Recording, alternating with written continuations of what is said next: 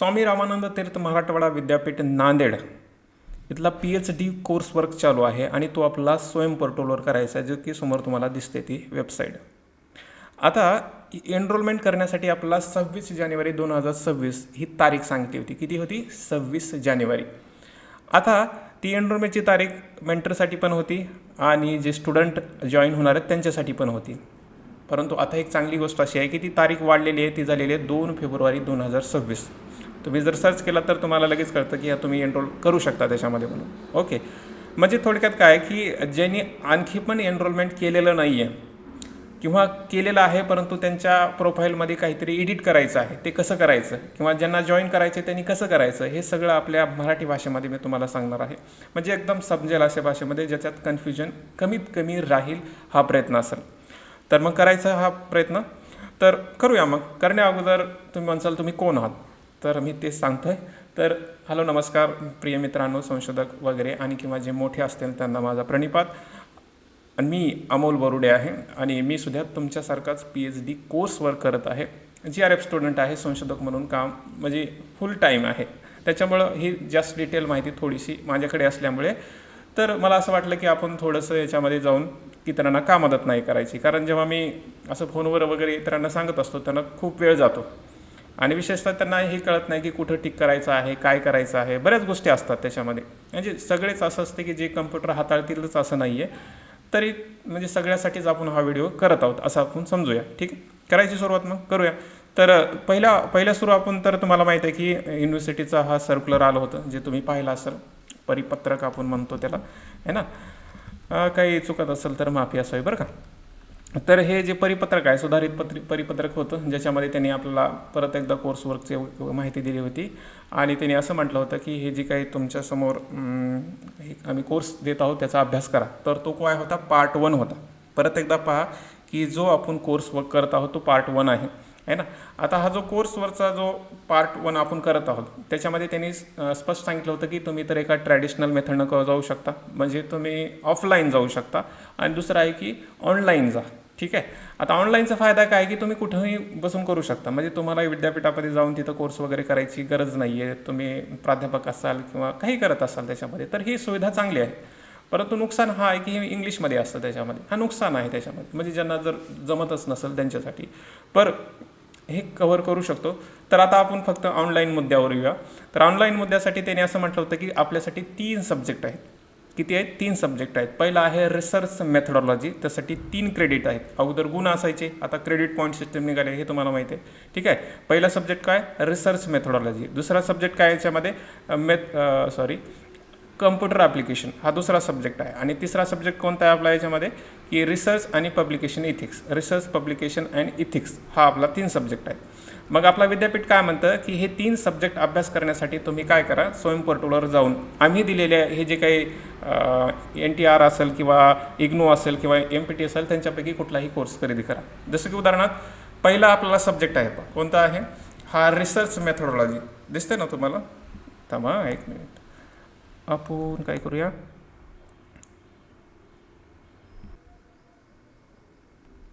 Pen घेतो आहे बरं का. म्हणजे तुम्ही म्हणसाल काय करताय एवढा वेळ झाला काय करताय, पेन घेतोय. ठीक आहे. तर हा जो पहिला सब्जेक्ट आहे आहे ना, रिसर्च मेथडॉलॉजी, यासाठी त्यांनी आपला 5 ऑप्शन दिलेत. या 5पैकी कुठलाही तुम्ही एक जो कोर्स आहे तुम्ही अभ्यास करू शकता. पहिला आहे रिसर्च मेथडॉलॉजी बाय हा IIT मद्रासचा आहे, तो पण घेऊ शकता. दुसरा आहे हा इंट्रोडक्शन ऑफ रिसर्च मेथडॉलॉजी आहे ना, हे मोहम्मद अझहरचा आहे, तो पण तुम्ही खरेदी करू शकता. खरेदी म्हणजे तिथं तुम्हाला पेमेंट वगैरे का सगळीकडेच करायचं आहे आपल्याला, आहे ना. रिसर्च मेथडॉलॉजीची VRU हे पण तुम्ही घेऊ शकता. त्याच्यानंतर मेथडॉलॉजी ऑफ एज्युकेशनल रिसर्च आहे किंवा त्याच्या खालचा पण आहे याच्यामध्ये नॅचरल सायन्स म्हणून आहे. ओके. तर ह्या 5पैकी तुम्ही एक घ्यायचा आहे. परत एकदा सांगतो की आपला हा पहिला सब्जेक्ट अभ्यास करण्यासाठी कुठला? रिसर्च मेथडॉलॉजी हा सब्जेक्ट अभ्यास करण्यासाठी आपला त्यांनी 5 ऑप्शन दिलेले आहेत आणि त्या 5पैकी तुम्ही कुठलाही घेऊ शकता. आता तुम्ही म्हणसाल की सर आम्ही आर्ट आहेत, कॉमर्स आहे, सायन्स आहे, काय फरक पडत नाही, तुम्ही कुठलाही घ्या. कारण आपला त्यांना सर्टिफिकेट नेऊन दावायचं आहे. आपला काय करायचं आहे, युनिव्हर्सिटीला सर्टिफिकेट द्यायचं आहे नेऊन की आम्ही पास झालो आहोत, है ना. ते आपलं त्याच्यामध्ये जायचं नाही की किती मार्क पडले, काय काय असतं ते सध्या नाही आपण बोलत. आपण इनिशियल स्टेजला आहोत की आपल्याला पास व्हायचे. पास होण्यासाठी हे जे काही सब्जेक्ट आहे ते आपला करायचं आहे. तर पहिला रिसर्च मेथोडॉलॉजीसाठी आपल्याला त्यांनी 5 ऑप्शन दिलेले आहेत. 5पैकी तुम्ही कुठलाही एक अभ्यास करू शकता आणि पास झाल्यानंतर त्याचं सर्टिफिकेट द्यायचं आहे. त्याच्यानंतर आपला दुसरा आहे कम्प्युटर ॲप्लिकेशन, हा एक सब्जेक्ट आहे. त्यासाठी त्यांनी खालील ऑप्शन दिलेत पहा. कम्प्युटर ॲप्लिकेशन इन बिझनेस इग्नूचं आहे. एज्युकेशनल टेक्नॉलॉजी आणि ICT हे NPTELचं आहे, प्रोफेसर सरिता आनंदचा. ICT आणि एज्युकेशन ही अजित कुमारचं आहे. तर हे त्यांनी आपल्याला 3 आणि आणखी एक चौथा ऑप्शन आहे पहा, आर्टिफिशियल इंटेलिजन्स आणि open source tool for teaching learning excellence. ठीक आहे, तर हा एक त्यांनी ऑप्शन आपला दिले आहेत. म्हणजे हा जो काही दुसरा सब्जेक्ट आहे अभ्यास करण्यासाठी कम्प्युटर ॲप्लिकेशन, तो अभ्यास करण्यासाठी आपला त्यांनी 4 ऑप्शन दिलेले आहेत. 4पैकी तुम्ही कोणताही निवडू शकता. ओके, ठीक आहे, कळलं ना आपल्याला. आणि त्याच्यानंतर शेवटचा एक आपला सब्जेक्ट आहे जो आहे रिसर्च पब्लिकेशन आणि इथिक्स. ओके, रिसर्च पब्लिकेशन आणि इथिक्स, त्यासाठी त्यांनी आपल्याला 2 ऑप्शन दिलेले आहेत. रिसर्च आणि पब्लिकेशन इथिक्स बाय अनिर्बेन घोष आणि रिसर्च इथिक्स आणि पॅलिग्रॅझम रितू शर्मा यांचा आहे. ठीक आहे, तर या दोन्हीपैकी तुम्ही कोणताही एक घेऊ शकता. ओके, समजलं, क्लिअर कट अंडरस्टँडिंग आली. तर काय काय कळलं पाहतो मला, की आपल्याला PhD कोर्स ऑनलाईन करायचा आहे स्वयं पोर्टलवर जाऊन. त्यासाठी आपल्याला 3 सब्जेक्ट अभ्यास करायचे आहेत. किती? 3 सब्जेक्ट. तर त्याच्यामध्ये रिसर्च मेथोडॉलॉजी हा सब्जेक्ट आहे ज्यासाठी 3 क्रेडिट आहेत आणि तो करण्यासाठी आपल्याकडे 5 ऑप्शन आहेत. त्या 5 ऑप्शनपैकी आपण कुठलाही एक निवडू शकतो. त्याच्यानंतर आपला दुसरा जो आहे कम्प्युटर ॲप्लिकेशन, त्यालासुद्धा 3 क्रेडिट आहेत आणि त्यांनी आपल्यासाठी 4 ऑप्शन दिले आहेत युनिव्हर्सिटीनं. तर 4पैकी कुठलाही एक आपण तो स्वयंवर जाऊन करू शकतो. त्याच्यानंतर तिसरा जो पेपर आहे रिसर्च पब्लिकेशन आणि इथिक्स, त्यासाठी 2 क्रेडिट आहेत आणि त्यांनी त्यासाठी 2 ऑप्शन दिलेले आहेत अभ्यास करण्यासाठी. तर ते तुम्ही हे करू शकता. क्लिअर झालं आता याच्यामध्ये? कन्फ्युजन नसेल पहा, आहे का? नसेल, ठीक आहे. असेल तर परत हा व्हिडिओ पहा, म्हणजे एकदा दोनदा कळल्यानंतर कळतं. ठीक आहे, असं नाही की आपलं कळत नाही, फक्त आपलं असं वाटतं की थोडं जर माझं फास्ट जात असेल तर माफी असावी, आहे ना. म्हणजे असं काही मी परफेक्ट वगैरे नाही आहे ना. तर हा भाग याच्यामध्ये तुम्हाला कळला असेल. ओके, आता परत मी जसं तुम्हाला म्हटलं की तारीख याची वाढलेली आहे. किती झाली आहे? 26 जानेवारीची तारीख 2 फेब्रुवारीला झालेली आहे. तर आता आपण काय करूया की परत एकदा याच्यामध्ये कशाप्रकारे तुम्ही जॉईन होऊ शकता किंवा एनरोलमेंट करायचं असेल तर कसा करायचा. ओके, तर तुम्हाला आता कळलं असेल की आपला 3 विषय आहेत. 3 विषयामधून तो आपला अभ्यास करायचा आणि तो आपला जॉईन करायचा आहे. ठीक आहे, आता आपण जॉईन करण्याची प्रोसेस किंवा एडिट करण्याची प्रोसेस पाहूया. तर काय करायचं, आपला स्वयं टाईप करायचं आहे. स्वयं टाईप करा ठीक आहे. तर स्वयं टाईप केला, तुमचे क्रोम ब्राउझर असतं, मोबाईल वापरत असाल तर क्रोम ब्राउझरवरून करा. ठीक आहे, कम्प्युटर असेल तर तुम्ही करताच त्याच्यामध्ये. ठीक आहे, तर आता इथे केल्यानंतर इतर तुम्हाला लॉग इन आणि साइन अप ऑप्शन दिसतं. सुरुवातीला हे करू शकता, कारण पहिल्या सुरू लॉग इन केल्यानंतर थोडंसं जास्त डिफिकल्ट नाही जाणं, कारण फरक नाही पडत म्हणा. ज्यांना कम्प्युटर वगैरे येते त्यांना तर माहिती आहे याच्यामध्ये, परंतु ज्यांना येत नाही त्यांनी इथं लॉग इन आणि साइन अप करण्याचं बटन आहे, तिथं करा. किंवा तुम्ही जर तुमचा मोबाईल वापरत असाल तर तुमच्या लेफ्ट हँड साईडला म्हणजे डाव्या बाजूला 3 रेषा दिसतात. त्या 3 रेषावर जर क्लिक केलं तर तिथं तुम्हाला लॉग इन ऑप्शन दिसतं, तिथं जाऊन करू शकता. ओके, तर मी पहिल्या सुरू काय करतो, लॉग इन करतो. लॉग इन केल्यानंतर अशा प्रकारचा इंटरफेस तुम्हाला समोर दिसतो. म्हणजे समोर एक प्रकारची स्क्रीन दिसते, जसे तुम्हाला दिसते तसं तुमच्या मोबाईलमध्ये बी दिसेल किंवा कम्प्युटरमध्ये बी दिसेल. इथं ऑप्शन आहेत पहा, साइन इन विथ गुगल आणि साइन विथ मायक्रोसॉफ्ट. तर तुम्ही दोन्ही प्रकारे करू शकता, परंतु एक गोष्ट इथं जरूर तुम्ही लक्षात घ्या, ती अशी आहे की शक्यतो तो ईमेल जे तुम्ही ऑलरेडी पेडचा फॉर्म भरत असताना किंवा इथं जे डॉक्युमेंट वगैरे भरत असताना दिला असेल, म्हणजे एकच असावा. म्हणजे आता PhD करतो तर एकच ईमेल ID ठेवण्याचा प्रयत्न करा. ठीक आहे, आता इथं साइन विथ गुगल, प्रत्येकाच्या मोबाईलमध्ये गुगलचं अकाउंट असतं, परंतु ते ईमेल ID आपण युनिव्हर्सिटीचा फॉर्म भरताना दिलेला असावा. नसेल तर काही वेगळी गोष्ट आहे म्हणा, म्हणजे असं ते टेन्शन नका घेऊ, नसेल तर काय आहे ना असं. ठीक आहे, काय अडचण नाही, मी असेल तर चांगली गोष्ट आहे असं म्हणतोय. ठीक आहे, तर इथं साइन विथ गुगल करू शकता तुम्ही, साइन विथ गुगल करा. किंवा नसेल तर तुम्ही अकाउंट काढा आणि परत तुम्ही तिथं साइन विथ गुगल करू शकता. आता इथं केल्यानंतर बरेच तुम्हाला ऑप्शन दावतील याच्यामध्ये, आहे ना. तर इथं ऑप्शन दावतात पहा की कोणकोणते आहे तुमच्याकडे, मग त्याच्यानुसार तुम्ही लॉग इन करू शकता. जसं की माझं अमोल बोरोडे अकाउंट आहे, तर ते अकाउंट मी लॉग इन करतो. ओके, तर इथं लॉग इन केल्यानंतर मग अशा प्रकारचा परत इंटरफेस दिसतो तुम्हाला.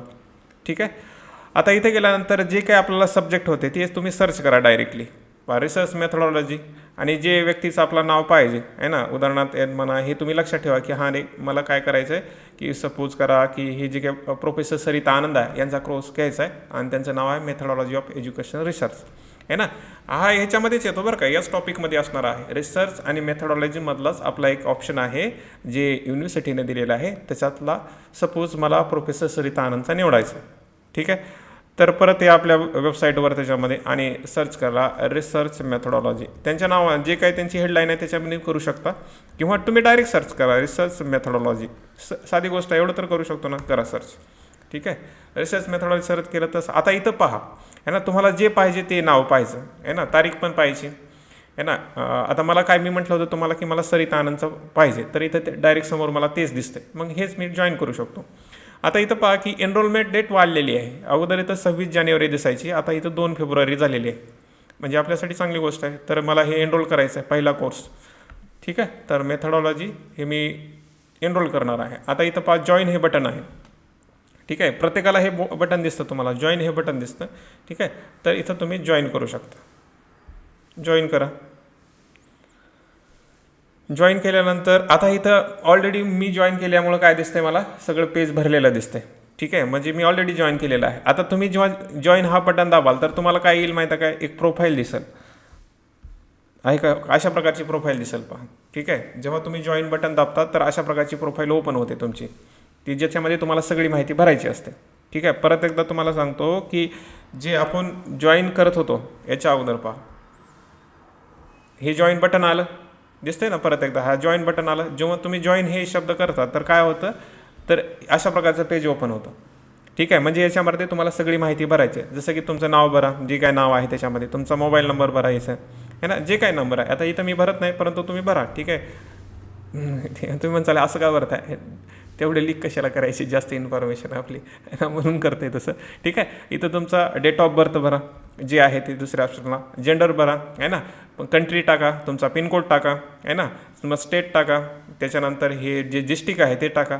ते येतं ऑटोमॅटिक, म्हणजे तुम्ही जसं जसं भरत जाईल तसं तसं येतं. उदाहरणार्थ तुम्ही पिनकोड टाकलात तर ते बाकीचे ऑप्शन दिसायला लागतं त्याच्यामध्ये, ठीक आहे. आता इथून सगळा खेळ सुरू होतो आपला, ठीक आहे. इथं तर सगळे भरतील आहे ना, सिटी डिस्ट्रिक्टच्या अगोदर सगळ्या गोष्टी भरतील. ते आपापला बराच स्पेलिंग वगैरे चुकू देऊ नका, कारण सर्टिफिकेट वगैरे वेगळे यायचं. तुम्ही म्हणसाल की मी तर बरोबर भरलं होतं आहे ना, असं होऊ नये त्याच्यामध्ये, ठीक आहे. म्हणजे आपण चूक नाही करायची स्वतःहून. तर हा प्रोफेशनमध्ये आल्यानंतर इथं तुम्हाला काही ऑप्शन दिसतील, फॅकल्टी, एम्प्लॉय, ऑदर.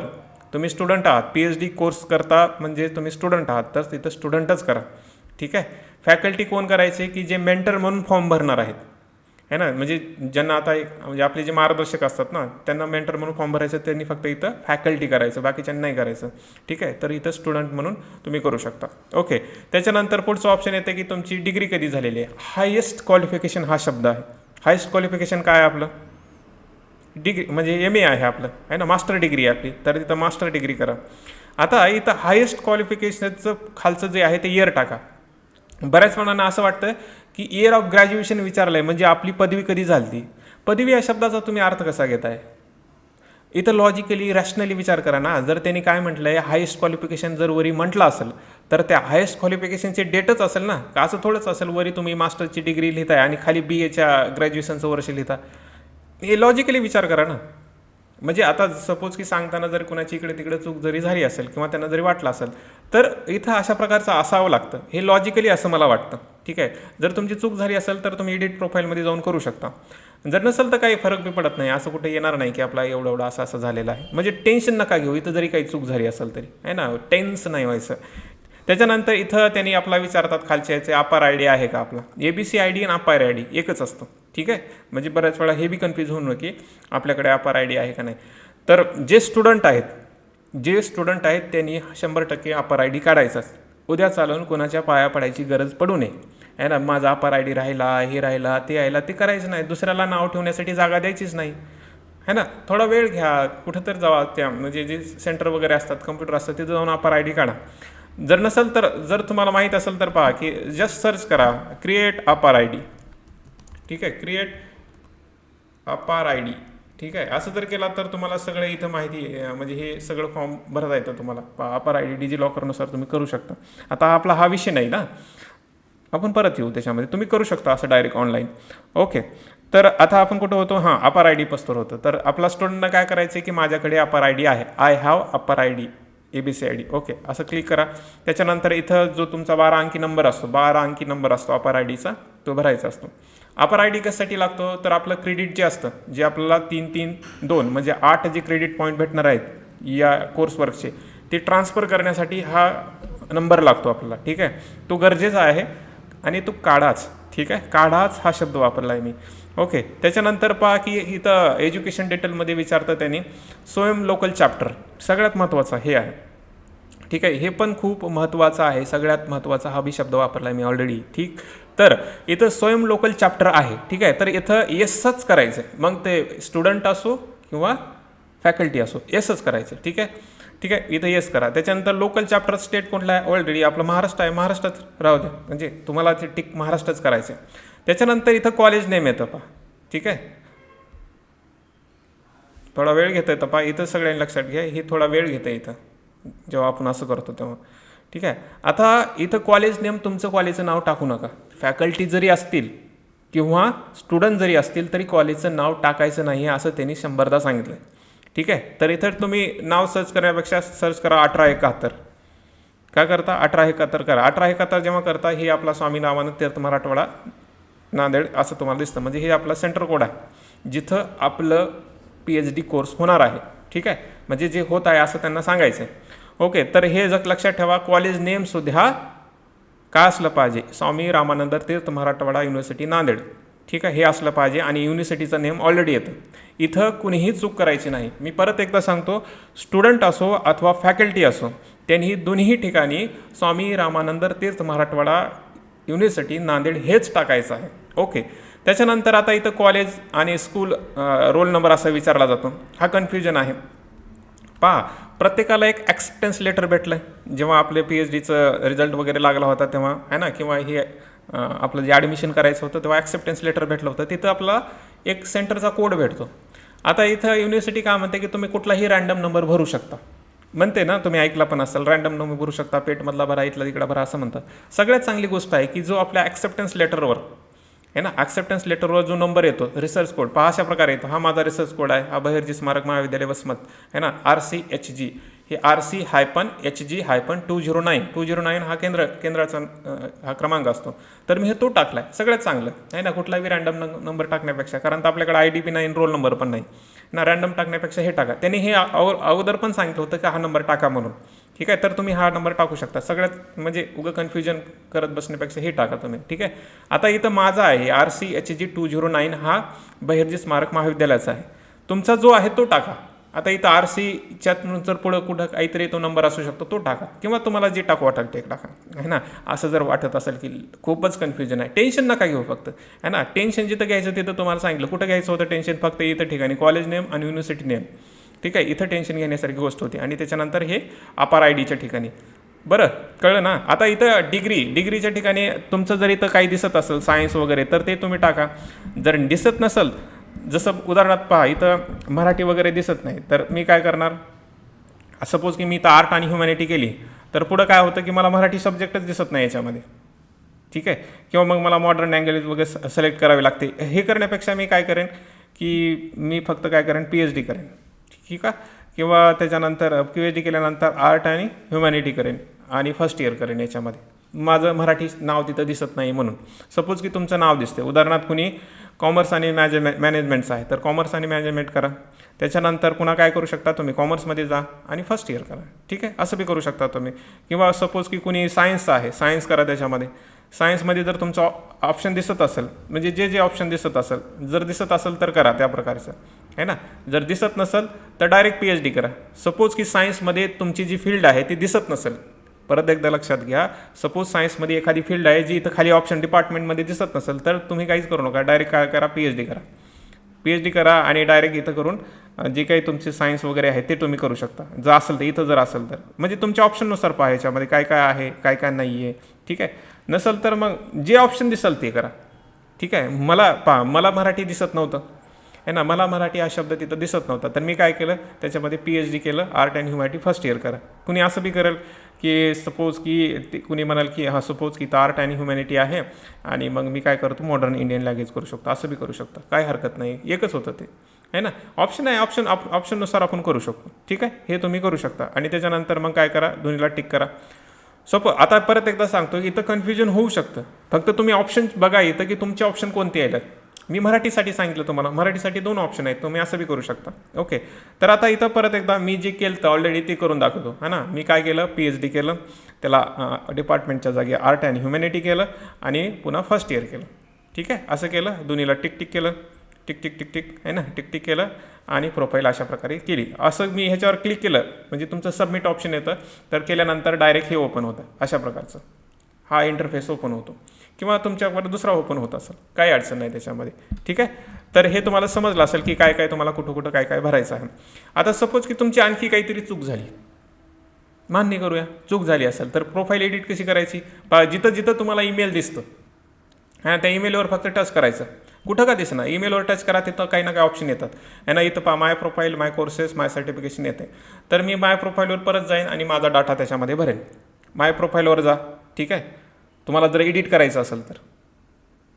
ओके, आता एडिट करायचं असेल तर माय प्रोफाईलवर जा आणि इथं मग हे सगळं तुम्हाला डाटा दिसतं आणि एडिट प्रोफाईल करा असं आहे ना. इथं एडिट प्रोफाईल म्हणून येतं आणि मग बाकीची माहिती तुम्ही त्याच्यामध्ये भरा. ओके, आता काही जणांना काय होतं की एडिट ऑप्शन दिसत नाही किंवा प्रोफाईलचं ऑप्शन दिसत नाही असं बी त्यांना वाटतं आहे ना. तर ते करण्यासाठी पहिल्या सुरू काय करायचं, सपोज तुम्हाला काही दिसतच नाही म्हणजे प्रोफाईल एडिट नाव ऑप्शन दिसत नाही, तर पहिल्या सुरू माय कोर्सेसवर या. ठीक आहे, माय कोर्सेसवर आल्यानंतर आहे ना हे कोर्सेस दिसतील तुम्हाला, तुम्ही जे जॉईन केलेले कुठल्या बी कोर्समध्ये जा. ठीक आहे, प्रत्येक ह्याला जर फाईल म्हणजे तुमचं जर एडिट करायचं असेल तर प्रत्येक सब्जेक्टला एडिट करावं लागेल तुम्हाला. ओके, प्रत्येक सब्जेक्टला एडिट करावं लागेल. आता याच्यामध्ये पहा की इथं गेल्यानंतर परत तुम्हाला ऑप्शन दिसतं माय प्रोफाईलमध्ये.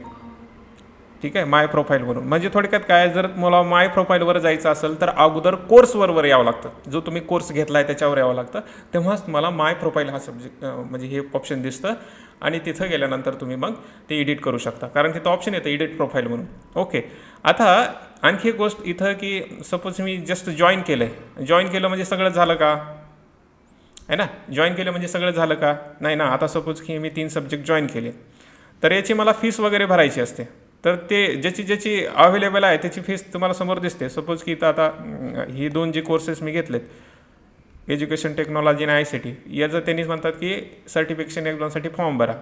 तर इथं तुम्हाला सगळं करायचं असतं बाकीच्या गोष्टी. पहिलं सुरू तुम्ही जॉईन करून घ्या, जॉईन केल्यानंतरचे पुन्हा आरामात तुम्ही करू शकता. इथं बाकीच्या सगळ्या गोष्टी तुम्ही भरू शकता. मग पर्सनल प्रोफाईल भरा. आता मी भरली नाही याच्यामध्ये कारण आहे वेळ, तर पुन्हा भरू असं माझ्या मते आहे ना. तर ही सगळी माहिती भरायची आहे तुम्हाला. याच्यामध्ये सेंटर वगैरे निवडायचे, म्हणजे तुमची जी परीक्षा होणार आहे एखाद्या सेंटरवर होणार आहे, म्हणजे तुमचं जे काही असेल, लातूर असेल, नांदेड असेल, त्याच्यामध्ये जे काही तुम्ही निवडसाल आहे ना, तर ते तुम्हाला तिथं ऑप्शन दिसतील. आणि हे फॉर्म भरण्यासाठी तुम्हाला मग हे तुमची एक प्रोफाईल फोटो लागते आहे ना. हा एक्झाम फॉर्म भरण्यासाठी एक फोटो लागते, एक साईनची फोटो लागते आणि एक IDचं प्रूफ लागतं. ठीक आहे, आता हे मी एखाद्या दिवशी जर वाटलं तर मी ह्याच्यावर व्हिडिओ बनवून की कशाप्रकारे तुम्ही हा फॉर्म भरू शकता आणि त्याची फीस भरू शकता. ओके, तर ही सगळी माहिती तुम्हाला कळली असेल की कशाप्रकारे वगैरे जॉईन करायचं आहे. ओके, कळली असेल थोडक्यामध्ये तरी काय का असं ना त्याच्यामध्ये आहे ना. प्रयत्न तर केला आहे ना, भाषा आपल्या भाषेमध्ये सांगण्याचा, कन्फ्युजन दूर करण्याचा. ठीक आहे, तर परत एकदा पहा की स्वयं पोर्टलवर जायचं आहे. पहिली स्टेप, स्वयं तुम्ही लॉग इन करा, म्हणजे स्वयंवर तुम्ही पहिला सर्च करा, क्रोमवर जा, तुमच्या कुठ्यावर जा, तिथे गेल्यानंतर स्वयं सेंट्रल म्हणून येतं किंवा स्वयं येतं, त्याच्यावर तुम्ही क्लिक करा. ठीक आहे, क्लिक केल्यानंतर परत तुम्हाला लॉग इन करायचं आहे. लॉग इन केल्यानंतर तुमचा जो विषय आहे तो टाईप करा तिथं आहे ना, सर्च सेंट्रलमध्ये. तिथं टाईप केल्यानंतर मग ज्या प्रकारे मी तुम्हाला जॉईन करा असं म्हटलं, तिथं तुम्ही ती जॉईन करू शकता. कन्फ्युजन असेल तर हा व्हिडिओ बार बघा. ठीक आहे, पहा वापस जाऊन की कसं कसं केलेलं आहे, कुठं प्रोसेस आहे त्याच्यामध्ये, तुम्हाला ते सगळं कळेल. ओके, समजलं असेल. नसेल तर काही जर बोलण्यामध्ये इकडे तिकडे झालं असेल, तुम्ही माझ्यापेक्षा मोठे आहात, तर खरंच मी माफी मागतो मनापासून आहे ना. तर ऐकून घेतल्याबद्दल धन्यवाद.